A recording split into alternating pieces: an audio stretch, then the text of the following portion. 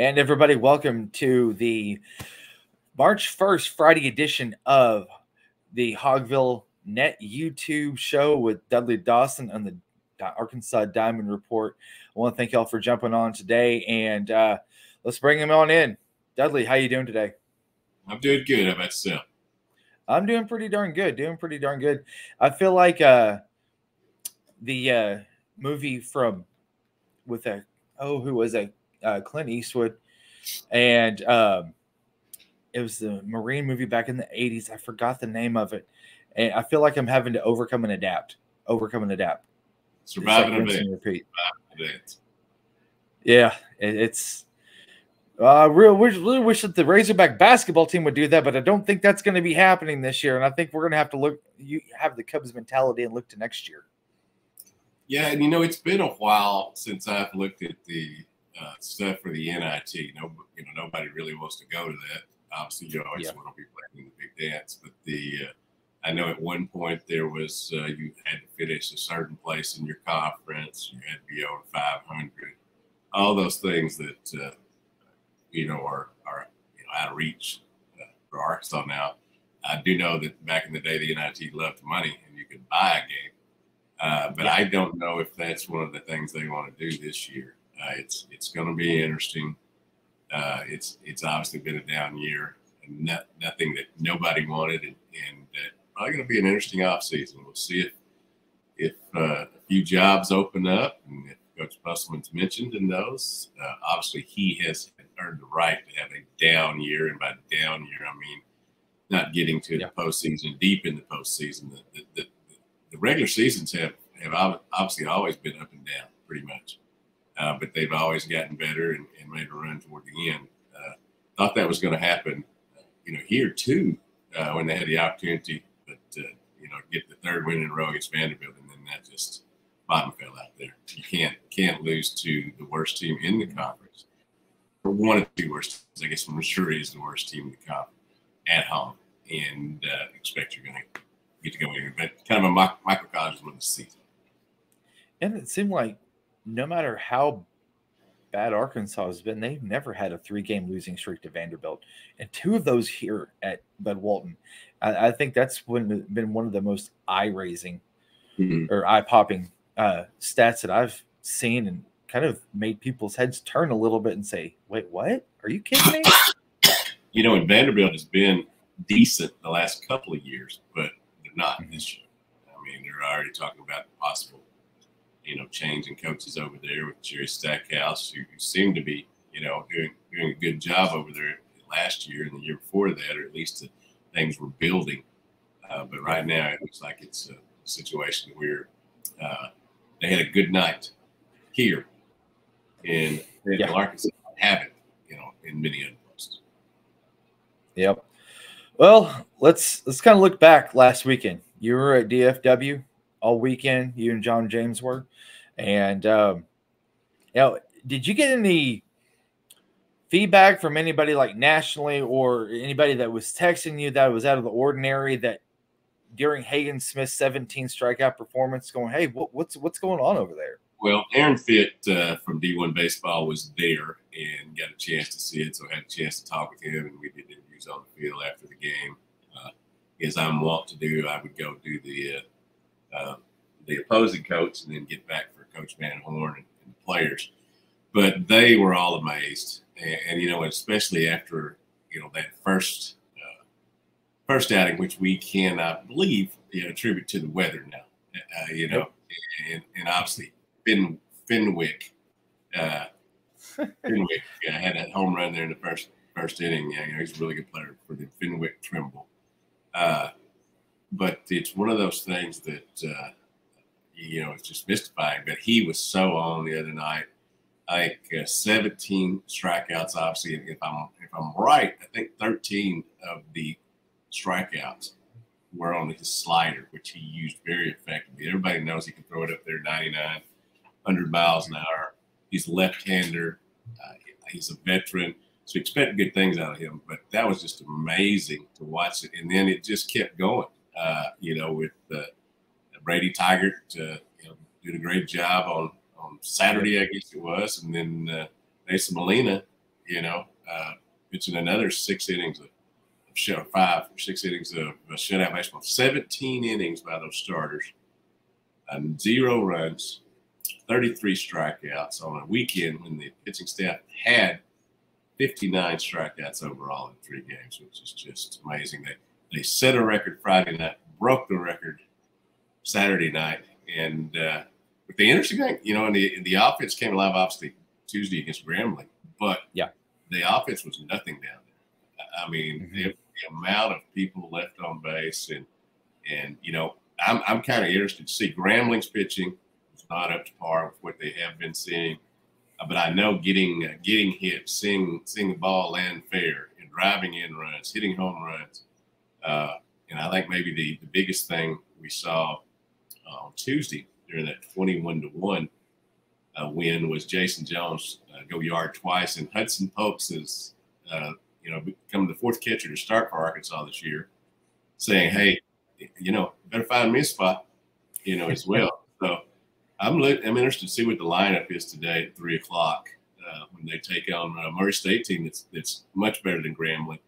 And I would say that I would think that they would be on par with you know, a couple of the teams that Arkansas played down in the Kubota baseball series challenge classic, you know, whatever it was. All I know is that it's over, and I went ahead and canceled Flow Sports, you know, so I wouldn't get charged for the next one. Yeah, make sure that's a great PSA. Make sure that you know, people complain about Flow Sports, and it's not the greatest production in the world, but I got to watch many games of the softball while they were on the road, and baseball as well. You know, different teams. So, you know, it was worth the money that I paid for it, and we'll get back on taxes. Yep. Yeah. Cause I mean, honestly, it's a lot cheaper than going down there. All the expenses that go with it. I mean, it is $30. And if you got $30, I mean, I don't blame you, but if you're not, you know, if you're not getting, everybody says, you know, complain about it. I'm not getting, well, that's cool. You don't got to tell everybody. Exactly. Yeah. Exactly. You know, Arkansas took their frustrations out, I feel like, on Grambling on Tuesday after, you know, some problems putting some, you know, runs across the board over the weekend. But the thing is, too, Globe Life Park is not a small park by no means. There was some hits that would have been home runs that either went off the fence in center field or just made it to the warning track that would have been home runs. And I think that Arkansas really didn't benefit from that. And I think that if they were able to put a couple more runs across, I think you would have had the trajectory on the offense would have been a lot higher than what it would have been, what it was coming out of the weekend. Yeah, and it's interesting to me that while Coach Van Horn was, you know, understandably upset with the offense, people just didn't focus enough on that pitching. The offense is going to come around, I think. You know, he's got, it seems like 14 or 15 people he's trying to you know, come up with the best 9 situation when you employ the page, you know, and you know it's going to take a little time. You know, this will be a good test this weekend from Murray State 6-2. They've gone out there and you know, played some pretty good teams. Obviously, Arkansas will be the best one they've played so far, but it's a quality team that is, you know, as I said, 6-2. Has a couple of really good players that are draftable, so I suspect we'll see you know, a pretty good matchup. You know, they play Purdue, Fort Wayne, Southeast Missouri, the University of Louisiana Monroe, North Alabama. So obviously that's not a murderer's row, but no. They get Arkansas this weekend, and then go play Arkansas State. So, you know, I have a question. What's that? It's an Arkansas State who, by the way, went to Ole Miss and beat them. Ooh. In midweek games. Yeah. I have a question for you. This has been kind of sitting on my mind now for the last week or two. You got 4 catchers on staff. You've got 4 really good starters. If you want to throw Colin Fisher into into that role, or Will McIntyre for that matter.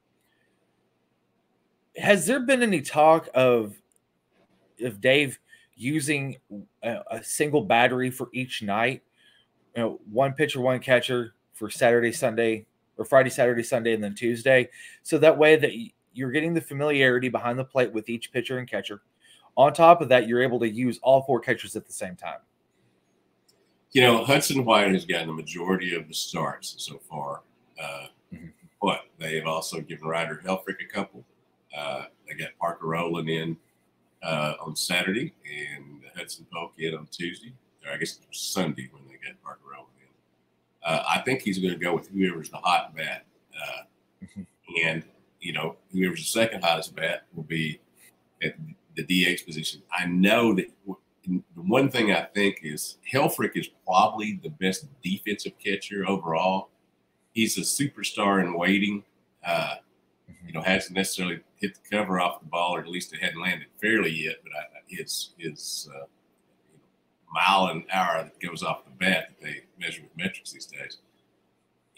Those are the main 2 I think you're going to play.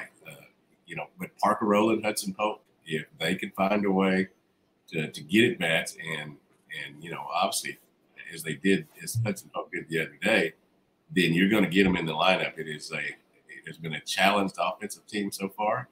And even though you went into the season thinking you knew who probably were going to be the starting 9, that's in flux. And it's going to be interesting to see this weekend in these 3 games that are at 3, 2, and 1 on Friday, Saturday, and Sunday, where he goes with things behind the plate. And also Will Edmondson, has batted leadoff a couple of times and has done a good job as well. He's somebody that, if you don't hit, he's going to take somebody's spot up there. Not going to take Kendall Diggs. Ty Wilmsmeyer is a great center fielder, as we've seen defensively. That left field spot is, something between right now Jason Jones and Edmondson out there. You hit, you play. I mean, that's pretty much what the synopsis is on Coach Van Horn's things right now. Yep. And like you said, Murray State's a good team coming in. I think that they're going to, they're also going to be a step up in competition versus what you saw with Grambling State. I don't think that you're going to see a huge output like that, but you also are wanting to make sure that Arkansas goes out there, takes care of business in the first few innings, gets some quality innings, maybe see Hagan go 3 or 4, Brady go 3 or 4, Molina go 3 or 4. I think that's kind of what Dave's looking for, is getting some quality innings, but not having to stretch these guys out, because, we're just now into March, and when it comes into May, you still want these guys fresh. Yeah, and you've got, we talk about Murray State, Carson Garner, I believe, has 7 home runs now. He hit 5 in 5 games. He's kind of their big offensive player. Drew Vogel is another young man who's hitting 375. Garner's hitting 440. And then they have a pitcher, Alan Roulette, who is probably their main guy, and that's probably who we're going to see today, out there, unless they change things up. But, quality team, but, then Skira, who's in his 6th season at Murray State, is a guy that some people know because he was an assistant at Washington Baptist, way back in the day, and people knew him around here. It'll be interesting to see what type of team he puts on the field this weekend as they take a step up in competition, as Arkansas will do for Tuesday. Yep. So let's switch some gears real quick. Let's talk a little bit about that softball team. Do you know what Robin Herron pitched last weekend? I heard that she had a hell of a weekend. I wasn't mistaken, a no-hitter. Perfect game, and yep. They don't see those that often. As Coach Deifel said, that there ended up being 3 in the SEC last weekend. The interesting thing is she started obviously last night against South Dakota State team at 8-9. They came flying out in the first inning. Hit leadoff batter, hit a home run. It was a tough game for Arkansas. She only lasted a batter into the 2nd inning when she gave up her 2nd home run. And then, obviously Morgan Lionstock and Hannah Kamazine came in and finished up in what was a 4-3 win. A little more struggle than I think they expected. They've got they're in the midst of a 17-game homestand. I think this will be game 12 today. Somewhere around there. It's all running. They're 13-3, and in the Bree Ellis, 6 home runs, 18 RBIs. Has been everything that I think most people thought she would be when she transferred from Auburn. Kennedy Miller has worked her way up from, I think, 8th in the batting order to 5th. Now she just keeps getting hits. Had the big hit last night, a 2-out RBI double that gave, in a 3-3 game, that gave them the go-ahead run, and then Kalamazoo was able to close it out.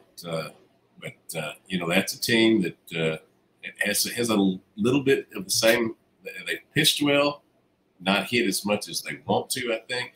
But that you see the potential of all those young ladies in the lineup that have been able to do things. And Hannah Gamble, is someone that obviously struggled last year. It appears to me that the ball is flying off her bat again this year. Even when she's getting out, she's making, hard outs. Similar to what some of the baseball players do. Yeah, I'm telling you, I'm glad to see that her bat's finally coming alive. But it seems like every time Arkansas has went up against Wichita State, they've just got their number. I have no idea how, but it just seems like they just are able to grind one out against Arkansas each time. Yeah, got them once last weekend, and then Arkansas came back and drubbed them in the second game. Run ruled them to that effect. But yeah, that's a team that gives them a lot of trouble, just like the San Francisco Giants used to do to the St. Louis Cardinals all the time. Speaking of St. Louis Cardinals, I think that they just put another stamp on their AARP card with Brandon Crawford signing. Yeah, it's like it's something I'm okay with that because legitimately, you don't know when Tommy Edmonds is going to be back, and right now they want to play him in center field. Dylan Carson's not hitting this spring so far, and he's kind of your second center fielder there. So it's one of those things. I like having veterans. Now I don't know that we need, as you said, the AARP team. Bertie Mislax wrote a story about the young Cardinals, the 23 and 5 guys are 23 and under. But you couple that up with the 5-year 35 and older, I think. The youngest starting pitcher is 32. Relative baby. So. Yeah. Oh, man. I'm kind of, it's a head scratcher. It really is, because I'm not sure what angle John Mozeliak is taking on this. I don't know if there's somebody in his ear or if he just thinks that this is the way to go, but it's a real head scratcher. I understand the mentality a little bit. You wanted more innings, and these guys have certainly all been durable and pitched a lot. Kyle Gibson gave up a couple of homers. It was 2 days ago, or maybe it was yesterday, and then sit down and the batters from that point on. I think they'll be good, but it's. When you add Carpenter, the pitchers they've added, I think there are 13 new players that they expect to be on the 26-man, daily roster. And when you look at that, that's what you're supposed to do, I think, when you go 71 and 91. Yeah. Don't run it back. Don't run it back. No, it's definitely time for some turnover on that one. Last night, and then there'll be turnover next year and the year after that, because all the older pitchers are on 1 or 2-year contracts with options. So you've got those young pitchers that St. Louis has that are going to be ready probably next year, and so it'll be a different looking starting pitching staff next year. Yep. Last night, you thought that the Razorbacks and Mike Neighbors were going to – they came out, and they really had a good first quarter, and second quarter was pretty good, but then after that, it's just like Don Staley's club, their talent took over. I was texting one of my friends. He was at the game last night, or before the game, and I said, watch Arkansas go out there and shoot out of their minds, and they started to. They did, and it thought that it might be something that they could, carry some momentum throughout that game, but just I don't know, man. It's South Carolina's world. We're just living in it right now. Yeah, that's true. They got close to being their 7th game over 100 points. I think they've beaten 6 opponents by 40 points, 11 opponents by 30, and only had 2 games that were 10 points or less. And, they went into LSU and really took them out there late. It is John Staley's who's done a great job with that program. And the amazing thing is she had six players drafted by the WNBA last year, and they're still this good. 28-0 now, 15-0 in conference, I guess. They'll be trying to win the conference title, the conference tournament title next week as well, to go along with the last 3 regular season titles. It's just a tough thing, and I'm sure it's hard when you are playing them and they get on a little run as they did in the second quarter. You're just fighting uphill, the rest of the game, and it's truly when you can run people from 6'4" to 6'7" out there at any position, and they've got really good guards too. But that's unheard of. And I suspect that they'll, obviously somebody could upset them, but I expect they'll march on to the crown this year. I was watching Alyssa's Open for Pig Trail Nation last night on the news, and she said that the game opened up with a procedural technical. Can you expand on that any at all? I believe it was a scorebook thing. I'm not certain. I didn't hear the explanation very well, but it was interesting. You started out 2-0. That's the way you want it. That's the way you want to do it. You wanted to lead from start to finish then, but obviously that didn't happen. And let's just be honest about that. I think Coach Neighbors is a great coach, but and they've had some big wins this year, but they've had some head scratching losses. And I know that this wears him out. Obviously, not having the SEC's leading scorer for the last 4 games has been a detriment. But she's, to my understanding, is dealing with some family issues there in Florida. But Talia Scott not having her, really, hurts their offense. But they just haven't been able to either open games well at times or close them out well. And in the middle, I think they've played pretty well. But right now, you're in a situation that probably, I think yesterday Charlie Cream's bracketology had them as the 5th team out. It's almost vital if they want to have any chance to get back in there to go to Ole Miss and win Sunday, which will be tough at 3:00, and then do some damage at the SEC tournament. And you've got to take out some of the teams that are right there with you. I mean, that's been the problem. Texas A&M, Vanderbilt, others that are, just right around them. And there's several of them that they've lost to, in games that would have helped them on the bubble. Man, yeah. And that's I think, this might be that year where Mike Neighbors is able to kind of rally the troops in the offseason and get a full squad, because like we've talked about before, you didn't expect you expected Jersey to not play now. You thought she was going to be playing at the first of the season, then that didn't happen. Then also everything that's went on with Talia Scott, her injury, and Sasha Goforth as well. And I think that if Mike got a full squad, gets them to gel a little bit, I think that he can have a pretty good run as far as getting him back to the tournament.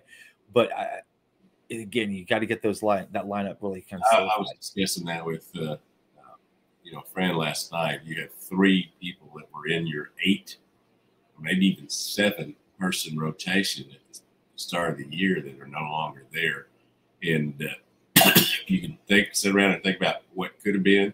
They all basically Jersey made a decision, and she's a great gal from a great family. Wish her well. I think she would have ended up getting plenty of playing time here the way things have. And Sasha Goforth, again, another great young woman. I don't want to care whether she plays another second of basketball at the University of Arkansas. One would hope she would. But the medical issues that she's been dealing with and fighting through are the thing that you have to care about. Yep. Well, Dudley, I'm going to get you out of here. You got double duty at 3 o'clock this afternoon. Both the baseball and softball team will be first pitches at 3 p.m. Both games can be watched, or they're going to broadcast on the ESPN Plus network. So make sure to tune in on the streaming or internet. At one of the games, and I'm frowning. Just know that I probably got an estimate on what it's going to cost to fix my wife's car. That broke down last night. Was getting honked at. I got out of the car and was ready to go tackle somebody, and it turned out to be a Springdale policewoman. Who, again, I would like to apologize for storming her way. Luckily I didn't do anything too stupid. She was trying to help, and I had risked my point. Man, this is 2 weeks. This is with 2 run-ins with the law in 7 days, man. I'm going to tell you what, I'm going to have to get some bail money for you if you don't watch out. My gosh. Yep. I just need to cover baseball and softball and be in my world here. All right. Well, y'all take care, and I'll get you out of here, Dudley. And you guys, again, 3 o'clock this afternoon on the SEC Plus network. And you're going to have plenty of baseball and softball to watch. Even if basketball is not there, don't want to watch it, you got plenty of baseball and softball. Also, make sure Kevin's going to have his pre-post game on the Hogville and YouTube Net channel here on YouTube as well. So tune into that free story on hogville.net, and all of Dudley's updates also on the Diamond Report section of hogville.net. So everybody take care. Dudley, see you later, man. Later.